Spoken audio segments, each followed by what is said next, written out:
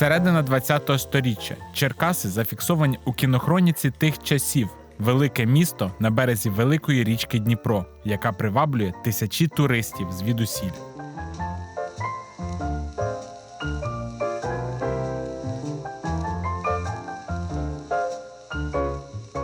Таким навіть я пам'ятаю Дніпро у своєму дитинстві.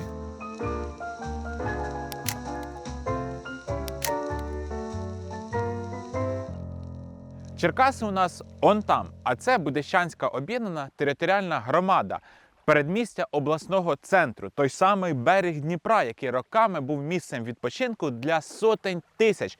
Втім, зараз перетворюється на місце компактного проживання для кількох сотень заможних та впливових черкащан. І от ми підійшли до сьогоднішньої теми, яка дасть відповідь на питання, яке певен в сезон хвилює кожного другого. Чому берегова смуга Дніпра буквально порізана парканами? Чому чим далі, тим вужчою стає загальнодоступна зона відпочинку і чим ширшою приватна власність? І чому, попри закони, кодекси та постанови, берег продовжують захоплювати та забудовувати? І головне, кому за це потрібно подякувати.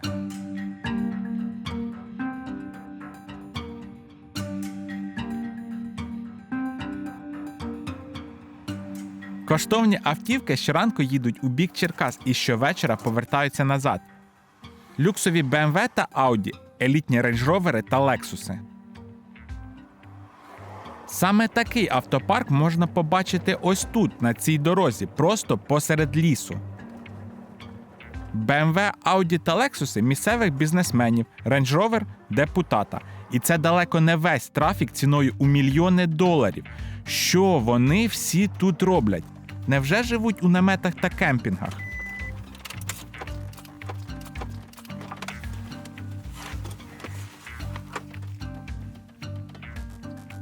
Лише за останнє десятиріччя на березі Дніпра, поблизу Черкас, виросло одразу кілька житлових кооперативів та так званих відпочинкових комплексів. Обов'язкові атрибути – суцільно огороджені території з парканом, прямісінько у воду. Черкаси – місто, що стоїть на воді. Таких міст небагато, де є така чудова панорама і такі гарні локації. І тому, обираючи, де жити, люди намагаються жити максимально ближче до води. Життя на березі – це розкіш. Коли ти заходиш в проєкт «Життя на березі», це буде довго, дорого і стрьомно трошки, тому що нема в тебе гарантії, що воно буде потім все легалізовано. Гарантій немає через те, що є закон, який має визначати і ширину прибережної захисної смуги, і режим її використання. І є навіть ті, хто має за дотриманням цього закону слідкувати. Стаття 88 Водного кодексу говорить нам про те, що будувати будь-що не пов'язане із захистом річки у прибережній захисній смузі заборонено. У нас є прибережні захисні смуги в залежності від тієї водойми, якої встановлюється. Для великих річок, водосховищ, то відповідно здійснюється вже прибережна смуга у 100 метрів від річки.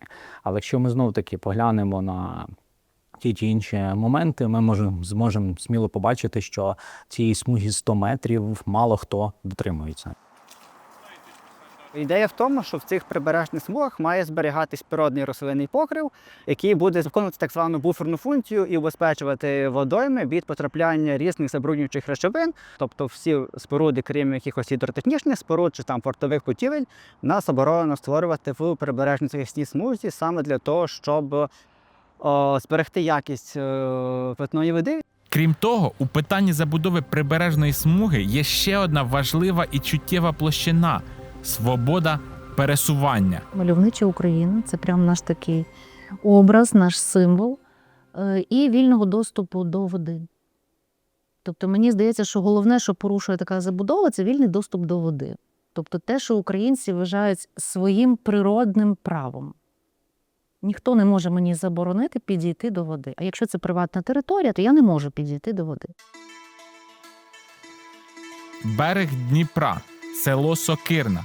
І ми йдемо по узбережжю в бік Єлизаветівки. Як бачимо, хтось небайдужий до нас намагався забезпечити доступ до води. Можливо, якісь правоохоронці. Давайте підемо їхніми стежками натоптаними і подивимося, куди вони нас виведуть.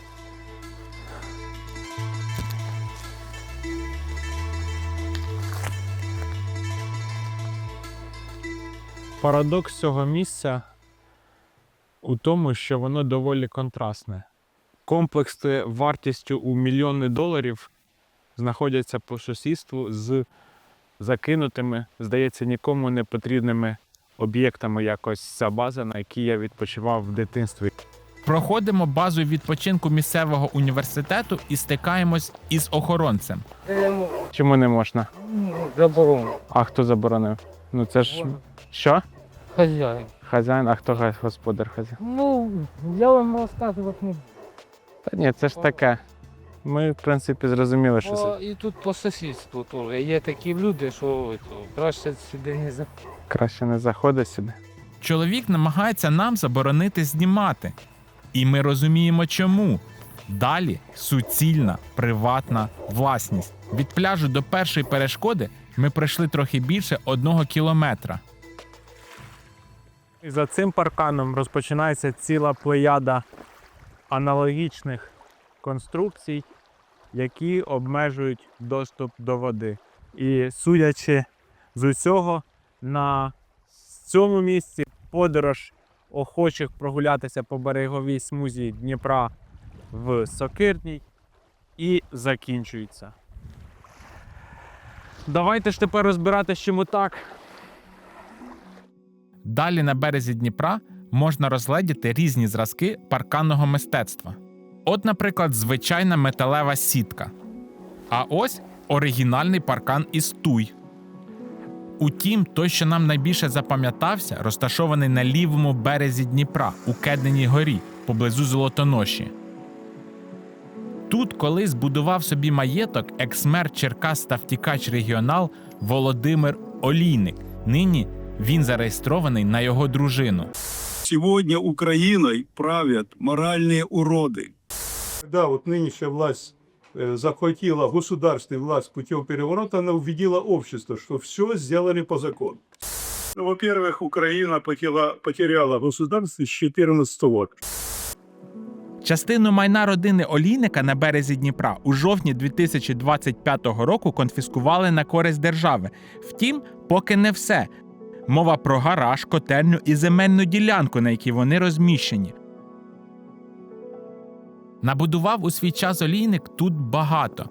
Тільки погляньте на цю баню прямо у воді. Нині вона занепала, як і політична кар'єра втікача. Недалеко звідси з дрону нам вдалося зафіксувати ще один приватний берег і навіть приватну затоку, огороджену спеціальними парканами. Все це належить родині колишнього очільника Черкаської обласної податкової та Черкаської обласної державної адміністрації Юрія Ткаченка.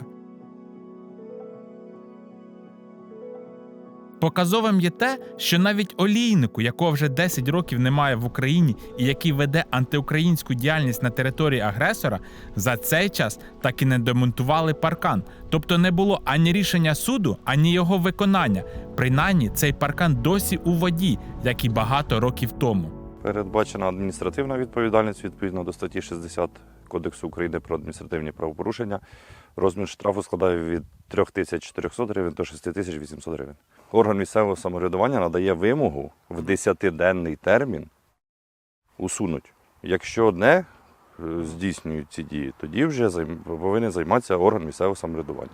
Що таке 6 тисяч гривень для людини, яка за паркан могла віддати у десятки разів більше? І взагалі, це потенційний штраф суто за паркан. За те, що тут набудовано, ніхто відповідати не буде. Чому? Бо прямо зі старту можливість відібрати у нас з вами доступ до берегів намагаються максимально легалізувати. Існує рішення сільської ради про встановлення прибережної захисної смуги у законодавчо встановлений розмір 100 метрів в стосовно Кременчуцького водосховища. А рішенням сільської ради ця прибережна захисна смуга встановлена у 20 метрів. Поясню дещо простіше. Те, що звучить як схема і має вигляд схеми, скоріш за все і є схемою, особливо якщо в результаті маємо щось подібне. Тобто спочатку депутати місцевої ради визначають ширину прибережної смуги не у 100 метрів, як це б мало бути, а, скажімо, у 10 або 20. Далі вони віддають цю земельну ділянку під потреби, не пов'язані із водокористуванням, у довгострокову оренду, скажімо, під будівництво чогось гарного і всім потрібного – зони відпочинку. А потім, коли земля опиняється у потрібних руках, ця зона відпочинку перетворюється у все те, що ми вже бачили. Перед цим вона ще може, правда, кілька разів купуватися і перепродаватися, переходячи із рук у руки, так би мовити, для надійності і аби замести сліди. Нещодавно прийнятий закон про захист добросовісних набувачів. Ці земельні ділянки, вони дуже часто отримуються однією особою, потім неодноразово продаються, і наступні набувачі вже вважають себе добросовісними. Ми вже дивились на майно цих добросовісних набувачів із землі й неба, тож настав час глянути із води. Попливли.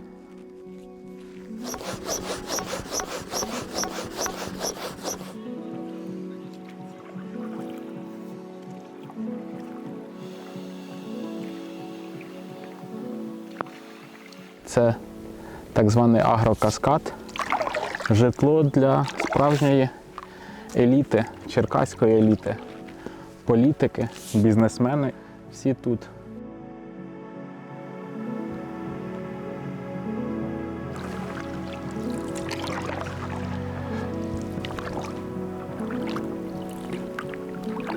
Це місце сповнене справжньою магією, і не лише магією природи, неймовірної краси природи, а також магією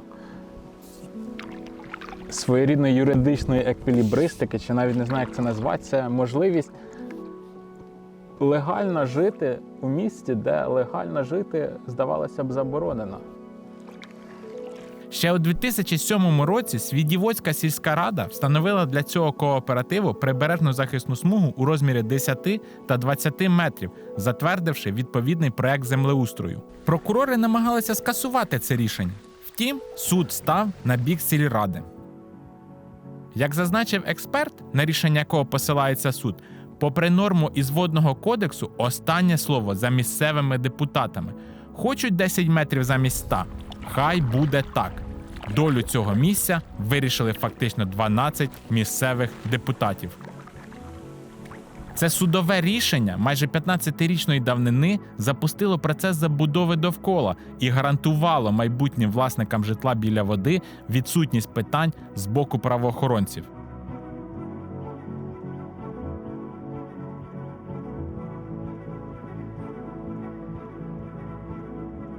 Гляньмо хронологію забудови. 2008 рік. Ділянка повністю вільна. 2015 рік. Ділянка активно розбудовується і вже є перші маєтки. Серед власників земельних ділянок на території цього кооперативу у момент його заснування були представники ледь не всіх правоохоронних та контролюючих органів. Ми не будемо називати вам прізвища, бо навряд вони вам про щось скажуть, а перелічимо лише посади тих, хто отримав у свій час тут землю. Наприклад, дружина колишнього начальника Черкаського обласного головного управління земельних ресурсів, депутат Черкаської міської ради і майбутній заступник керівника прокуратури області, дружина одного з екс-очільників міліції на Черкащині, екс-ректор Національного університету, колишня дружина екс-керівника управління охорони, використання і відтворення водних біоресурсів та регулювання рибальства в Черкаській області. Втім, одне прізвище з тих часів все ж назву – Ліпандін, точніше Ліпандіна. За часів Януковича Володимир Ліпандін очолював міліцію на Черкащині. Втім, після подій Революції Гідності втік до Криму. Зараз Володимир Ліпандін очолює міліцію на тимчасово окупованій частині Херсонщини і підозрюється нашими правоохоронцями у колабораціонізмі. І, схоже, саме за часи служби на Черкащині родичка Володимира Ліпандіна отримала земельну ділянку у цьому місці. Зараз ця ділянка одна з небагатьох незабудованих. Через давність історії імена інших перших власників землі тут недоступні в електронних реєстрах. Втім, їх пам'ятає журналіст Віктор Борисов, який ще майже 20 років тому вперше розповідав про наміри забудови тут. Я пам'ятаю, що був керівник управління земельних ресурсів на той момент міської ради Стрижак. Був колишній генеральний директор, а на той момент заступник голови Черкаської адміністрації Білий. Були правоохоронці, були інші керівники різних структур з не дуже відомими звичайним людям прізвищами. Зараз доволі складно знайти місцину, на якій би так компактно намагались поселитись представники сучасної політичної, правоохоронної та судової еліти, та ще й на березі Дніпра, створивши для цього кооператив. Водночас багато ділянок на території кооперативу «Агрокаскад» за роки його існування змінили власників. Так, із запланованого закритого клубу місцевої еліти часів Януковича він перетворився у місце проживання тих, хто просто зміг викупити у цих діячів їхні землі і реалізувати мрію – жити на Дніпрі. Якщо ж ви хочете придбати житло у ось цьому кооперативі за он тим високим парканом на мальовничому березі Дніпра, то будьте готові заплатити декілька сот тисяч доларів. Ось цей маєток безпосередньо біля води продають за 550 тисяч доларів. А от ще одна пропозиція, трішки дешевше – 420 тисяч доларів. Просто ж ділянка обійдеться у 85 тисяч доларів за 10 соток. Власниками подібних маєтків тут нині є переважно родини успішних черкаських бізнесменів. Втім, є і поодинокі політики, які особливими публічними статками не відрізняються. Серед тих, хто має тут ділянку та житло, зокрема депутат Черкаської обласної ради Віталій Чен та його дружина. Агрокаскад не єдине таке місце. Є, наприклад, ще Белла Віста. Втім, насолоджуватися цим з італійською прекрасним краєвидом може дуже обмежене коло осіб. Іронічно, що, схоже, саме Белла Віста у свій час задала тут своєрідний темп. У 2008 році на цьому місці мав з'явитися культурно-оздоровчий комплекс. Під нього тут і віддали в оренду цілих 10 гектарів землі. Кому? Зокрема, відомому місцевому політику і бізнесмену Роману Дісканту. Роки йшли, комплекс ніхто не будував, натомість навколо почали рости маєтки. Ще за 5 років Діскант з партнерами викупив половину ділянки за ціною у трохи більше 2000 гривень за сотку, або ж 250 доларів за тодішнім курсом. Це десь 30 разів дешевше, ніж станом на зараз. І навколо також понеслася забудова. Сусіди, оточення Дісканта, не менш цікаві. Всіх називати не буду, але тут я знайшов, наприклад, матір депутата від Європейської солідарності Сергія Кудакіна та ще одного депутата місцевої ради батьківщинівця Валерія Міняйла. Виявляється, попит є, що і логічно. 250 доларів легко перетворюються на 7 тисяч. Саме така вартість однієї сотки землі тут. Прокурори до 2019 року намагалися розірвати договір купівлі-продажу ділянки, і навіть було відкрите кримінальне провадження за цим фактом. Однак суд став на бік сільради, визначивши, що вона діяла в межах закону.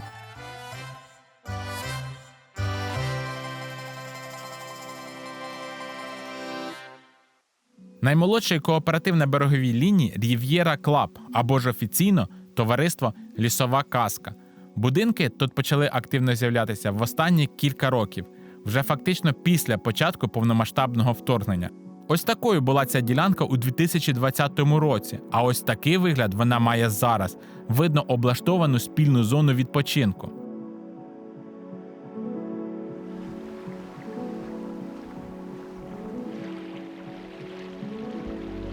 Поки я можу вільно насолоджуватися надбаннями цього кооперативу, проте, знову ж таки, мені здається, це все тимчасово, поки цей кооператив лише формується. Спробуємо з'ясувати, як усе влаштовано всередині. Для цього їдемо дивитися один із будинків, які виставлені на продаж. Ціна питання – 145 тисяч доларів за 170 квадратів. І це лише голі стіни. Аби не видати себе, знімаємо приховано на телефон. Зустрічаємося із рієлтором і власником будівлі. Далі екскурсія.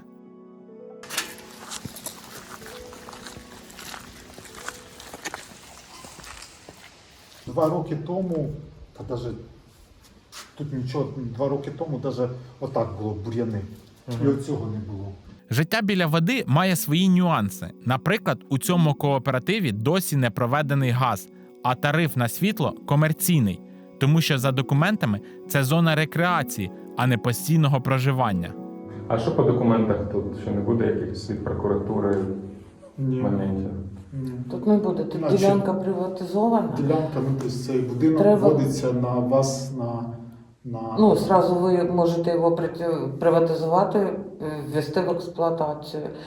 І вначалі як садовий, потім житловий фонд. Ну, тобто це все робиться і на законних основаннях. Більшість будинків, як і вільних ділянок, уже продані. Попри дачний статус, частина людей тут живе постійно. Оцей такий чорний список, це живуть люди на постійній основі. А земля тут по чому, якщо будуватися приблизно? По-перше, залишилося там на проїзді. Ну, Типу при в'їзді, так? Да. Біля да, дороги. де, ну, тобто, буде жити на трасі. Тобто, ну, воно, ну, всі проїжджають, всі проїжджають. 100% всі проїжджають через тебе. І, по-моєму, там зараз в районі 5 за сотку ще. Хоча на початку, отут було, це перший квартал був по 5 тут навіть за сотку. Отже, що ми маємо? 3 кооперативи площею понад 20 гектарів, де ціна за сотку землі стартує від $5000. Тобто лише вартість цих масивів можна оцінити в не менше, ніж $10 мільйонів. Проте сама громада майже нічого від цього не отримувала і не отримує, окрім орендних платежів. Загалом трохи більше 3% від усіх бюджетних надходжень. Здавалося б, логічно. Продавай та заробляй сам, якщо попит є, а він, як бачимо, є. Інвестуй у інфраструктуру, будуй дороги, розвивай комунальні пляжі. Втім, заробляють чомусь інші.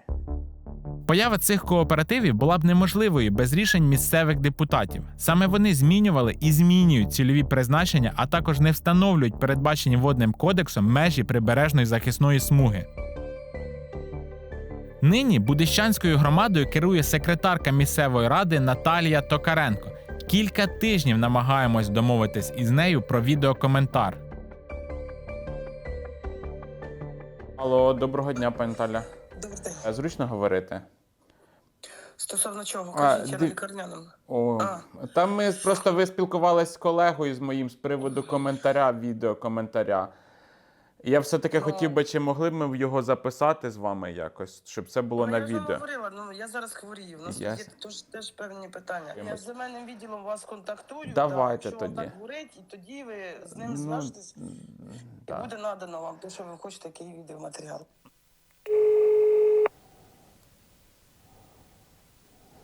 Номер абонента, якому ви телефонуєте, зайнятий, або абонент відхилив ваш виклик.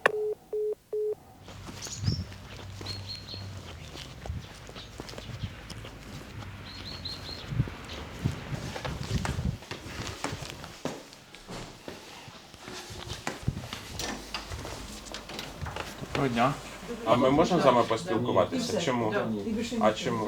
По-перше, не знаю, що за питання. По-друге, Питання стосуються вашої роботи стосовно визначення питання, мені конкретні питання раз, і друге, мені ж ніхто не давав доручення, що я буду спілкуватися. У мене є керівництво. Це пані Наталя, правильно? А ви взагалі коли бачили востаннє пані Наталю? Просто що ми вже декілька днів намагаємося з нею зв'язатися, вона не бере, вона не Вчора бачив. Ага, тобто вона вчора була на роботі. Вона сюди заїжджала, вона ж в будуще. Та я розумію, але вчора в неї був робочий день, правильно я розумію? На цілий тиждень робочий день. Чудово, я вам дуже вдячний. Відповідей від профільного чиновника отримати нам не вдалося. Для цього потрібне добро пані Наталі Токаренко. Зв'язатися з нею ми поки що не змогли повторно, тому давайте її шукати. А до речі, вона й поїхала. Поїхали за нею.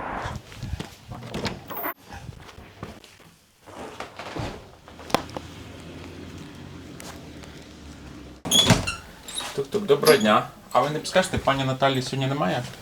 Можете на мобільний запитати. Та я телефоную, вона не бере слухавку. Може трошечки пізніше. А вона взагалі була сьогодні? Вона в Сидівку. А. Ну, тобто в неї сьогодні робочий день, правильно? Ми можемо її почекати. Кажуть, що пані Наталя в Свідівку, а в Свідівку кажуть, що пані Наталя в Будищі. Доволі зручно, коли в тебе об'єднана територіальна громада. Хотіли з вами все-таки якось поспілкуватися чи з вашими колегами, з кимось? Я ж нормально пояснила, я на лікарняному. Ну просто нам ось говорять, що ви не дзвонив ніхто. Мене ніхто не набрав за ці дні. По-друге, ми були вашого пана Миколи Бакуменка підлегло. Він сказав, йому потрібно, щоб коментувати, потрібно там ваше добро, скажімо так. А по-третє, ми ось були щойно і в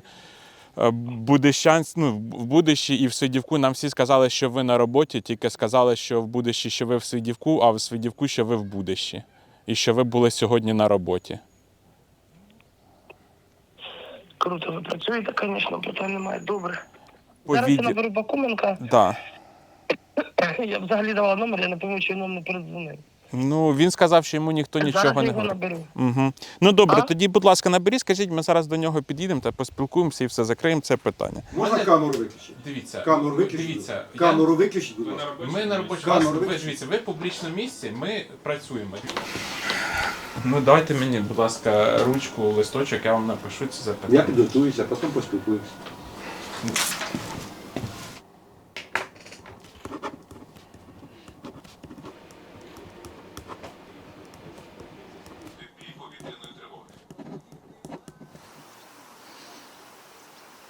Через кілька днів підготовки чиновник все ж погоджується відповісти на наші запитання. Як там з'являлися об'єкти будинку відпочинку, відповідно, це не при каденції Будищанської сільської ради. Це 2000-ні роки, 2007, 2006, 2005 і так далі. Так далі. От. Да, є дійсно, що на сьогодні існують будинки відпочинку, які, умовно кажучи, знаходяться в прибережно-захисній смузі. Щоб привести відповідність на сьогоднішній день наявну містобудівну документацію, наявні будинки, будівлі, споруди, що є, умовно кажучи, в прибережно-захисній смузі селища Сокирне, села Свідівок, ми зараз робимо коригування, тобто актуалізацію генеральних планів. Аби не було військових дій збройної агресії, може воно раніше було. Все дуже багато залежало від цих подій, які сталися 4 роки назад. Після початку повномасштабного вторгнення депутати Верховної Ради заборонили місцевій владі передавати у приватну власність земельні ділянки. Це дозволило зупинити процес передачі берега Дніпра. А також завдяки цьому місцеві прокурори змогли скасувати частину незаконних рішень, ухвалених раніше до набуття сили мораторію, ухваленого у 2022 році. Ці справи розглядаються тривалий час. Чому? Тому що, по-перше, вони є складними самі по собі.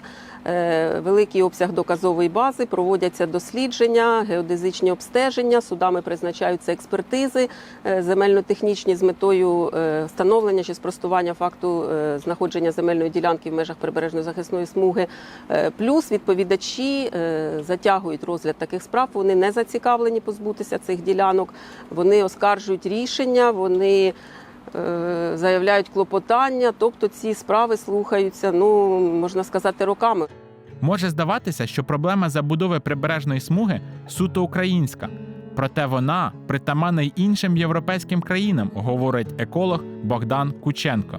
Забудову прибережної смуги у країнах ЄС регламентує спеціальна директива, імплементувати яку має і Україна. В Європі більше відходять в ЄС саме від конкретних умов і дивляться, де забудова буде шкодити воді, а де не буде, замість того, щоб встановлювати якісь загальні обмеження, там 100 метрів, чи 200, чи 50, дивляться на конкретні умови, конкретні місцевості для того, щоб не допускати забруднення води. В більшості країн ми можемо піддивитися вже досвід інших людей, де це класно працює, то ці всі території їх віддають людям. Територія має бути відкритою, вона має бути насичена різними функціями. тобто як і прогулятися, це можна цю рекреаційну зону зробити так, щоб не шматками пройшли зону, обійшли потім 10 парканів, другу зону пішли. Велика прогулянкова зона. І окрім інфраструктури в плані там громадського транспорту, закладів харчування, якісь там мінімальні аптеки, магазини продуктові, для того, щоб ця рекреаційна зона функціонувала справно.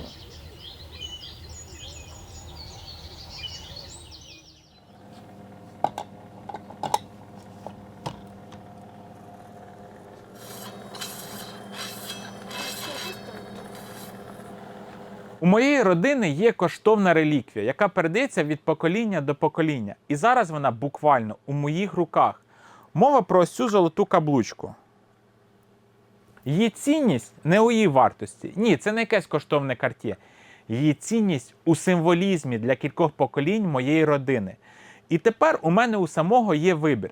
Я можу або ж зберегти цю каблучку та передати вже своєму синові, а можу ж просто зараз збагрити десь на OLX. Думаю, кілька тисяч гривень точно зароблю. І, можливо, одразу проїм їх. Але що тоді? Історія 30, 50, а можливо і 100 років моєї родини буде обміняна на бургери з колою? Десь подібний вибір є і у нашій сьогоднішній історії. Ну, чи точніше, його вже немає. Ми обміняли щось цінне та коштовне для всіх нас на кілька десят будинків для впливових та заможних черкащан. Ну і, можливо, кілька сумок грошей для тих, хто ці будинки забезпечив. Але що далі? Якщо ми самі голосували за цих людей, то нам і самим відповідати за їхні дії? Не зовсім.